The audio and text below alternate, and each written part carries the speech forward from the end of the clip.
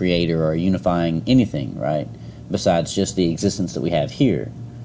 But scientists are progressing more and more in the opposite direction.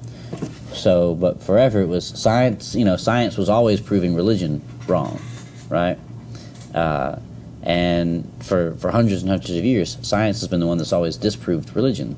And then once philosophers and like I said, the big thinkers started kind of getting on board with all of these things that science was saying, then and kind of took that ball and ran with it.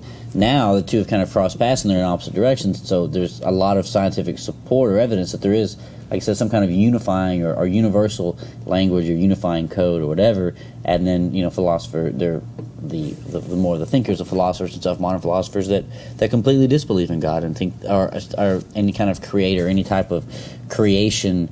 And I don't mean like creation. I'm not even talking about creation like evolutionary debate, but the idea that there's order in the universe, and whatever that order or whatever is ordering that, whatever that may be, science is now looking for that because they believe that is the case.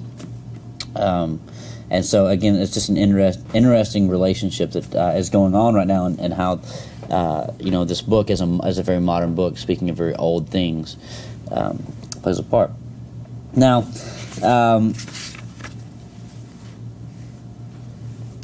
on 80, we see kind of the key to alchemy. We're going to spend some time here. It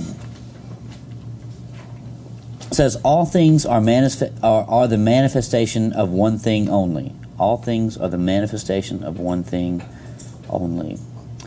It is the emerald tablet, said the Englishman. Well, then why do we need all these books? So that we can understand those few lines. It's very interesting concept there. Needing several books to just be able to understand a few lines written on an emerald tablet. On 80, towards the bottom says, the book that most interested the boy told the stories of the famous alchemists. They were men who had dedicated their entire lives to the purification of metals in their laboratories. They believed that if a metal were heated for many years, it would free itself of all its individual properties, and what was left would be the soul of the world. This soul of the world allowed them to understand anything on the face of the earth because it was the language with which all things communicated. They called that discovery the master work. It was part liquid and part solid. Can't you just observe men and omens in order to understand the language? The boy asked. Towards the middle in 81, it says, it's not easy to find the philosopher's stone. The alchemists spent years in their laboratories observing the fire that purified the metals. They spent so much time close to the fire that gradually they gave up the vanities of the world. They discovered that the purification of the metals had led to a purification of themselves. The boy was coming. He said that it was a good thing for the boy to clean the crystal pieces so that he could free himself from negative thoughts. The boy was becoming more and more convinced that alchemy could be learned in one's daily life. And this is the key. And this is the most important, one of the most important chapters or sections in the book here, because he's basically explaining the importance of the practice of alchemy. And it has nothing to do with gold. And it has nothing to do with the discovery of the master work. Well, how does a metal forge work? How does a man that, or a metal worker, how does that work? What does he do? Heat the metal up, put it in whatever you want it to be, and right. Harden. Right. So you take metal in some form or fashion, and you heat it up enough, and then you beat the hell out of it, and to change it into something else, change it into whatever you desire. There's that way of doing it, or and I know this always reminds me of my dad. My dad's a complete freak. He's like a arms dealer, and so part of my chores whenever I was growing up would be to make his ammunition I'm not joking. I had to make my dad's own bullets for him. That was part of my chores. And my dad was a big muzzle loader. And I don't know if you guys know what muzzle loading is, but it's like what the guns that the rifles that Davy Crockett used for, like, you pour the gunpowder in, and then you take a big old bullet and you shove it down in there. Yep. And those bullets are lead. And so my dad would he was a refinery worker and would take scrap lead from the refineries, and I would have to heat up the lead in this little machine that he had, and it was kind of like a little like Slot machine? not like a slot machine, kind of like a slot machine, but I was going to say more like a keg, but or for like a draft beer or something. But anyway, and so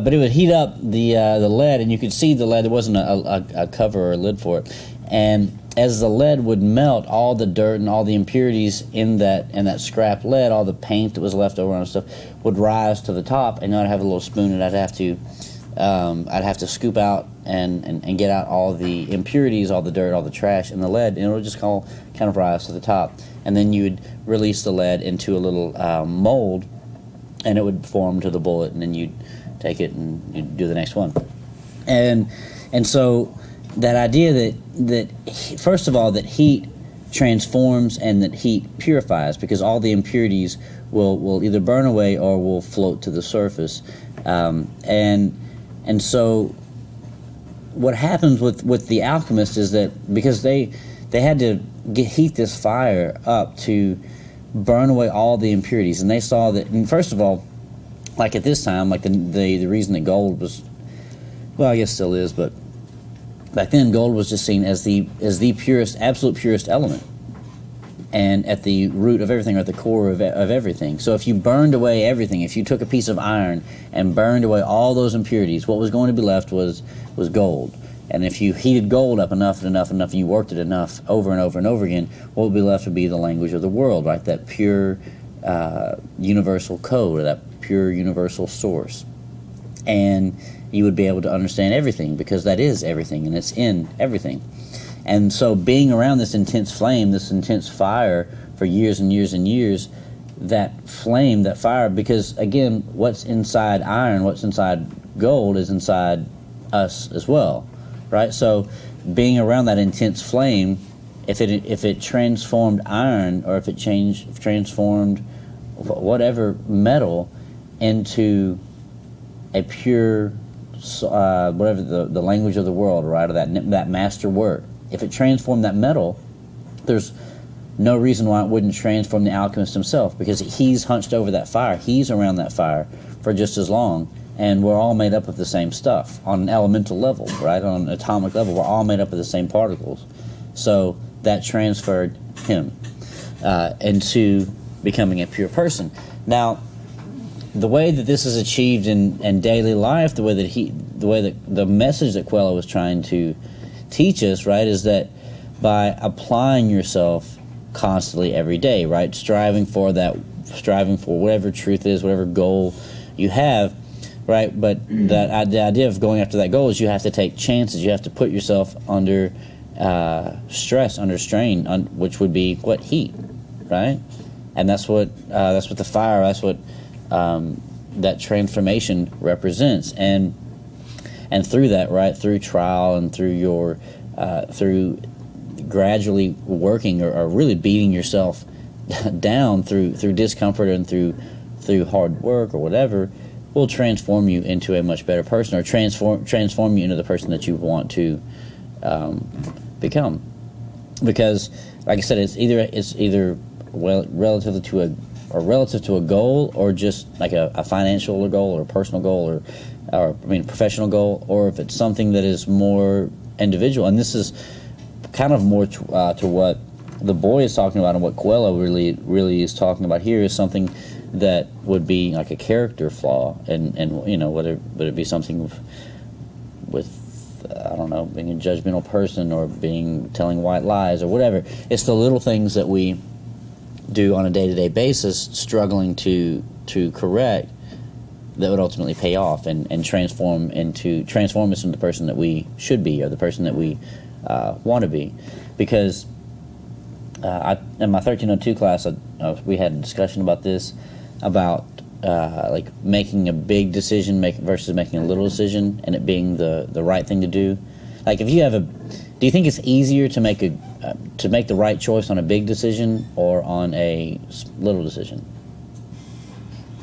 Little decision. It's easier? Okay. If a bank teller, you went to go cash your paycheck, whatever, and a teller gave you $300 over what you were supposed to get, would that be easier to go return that $300, or would it be, and you're back in your car and you've already started up your car and you're pulling out of the parking lot and you've got that $300 extra, and you're realizing you're driving, you shouldn't be driving and counting your money, but you are, and you see that you got $300 extra. Now that teller could probably seriously lose their job over that. Now, would it be easier to turn around and give back that $300 if it was $300, or if it was, I don't know, 25 cents? It would be easier for me. To give back 25 cents? No, he made $300 because I took it out of my account, and then I'm thinking I got $300 extra, but really, I don't. I'm in the negative. So I think I go back and check that. I'd have to correct it. Or call my account real quick and see if my balance right. The idea is that if you go back and return the $300, right, oh, thank you so much. If you make the right choice on a big decision, it'd be no matter what it is. If it's a big decision, there's going to be a lot of reward in it for you, right? Immediate gratification, like, oh, you did the right thing, oh, good job. So, if it's for the little thing, there's no gratification for that. There's no reward for that. You're just doing it. You're doing it because it's the right thing. Yeah, whether it's $300 or it's 25 cents, it's not your money. Either way. It's a mistake. Right. And so it's the idea of making the right choice on the little decisions, and the little decisions are what face us day to day. I mean, that's why big decisions are big decisions, because they don't happen all that often. But doing the right thing, whatever our flaws may be, whatever our little weakness is, we're faced with it we're faced with that every day. When it comes to the really big important things, you can still get by doing the right thing during the big important events, but still be crappy on a day-to-day basis. And that's the hardest thing to do, is change the little things. And that's Coelho's point, is that through practicing and through that constant discomfort of forcing yourself to do the little things, the little right things, is where that transformation occurs. And over time, right, through constant pain and torture or whatever, you can transform yourself into the person that ultimately you want to be. So let's take a 5-minute break, because I need some more tea, and I just had to discuss that at some length, and then we'll breeze through the rest of this, I believe.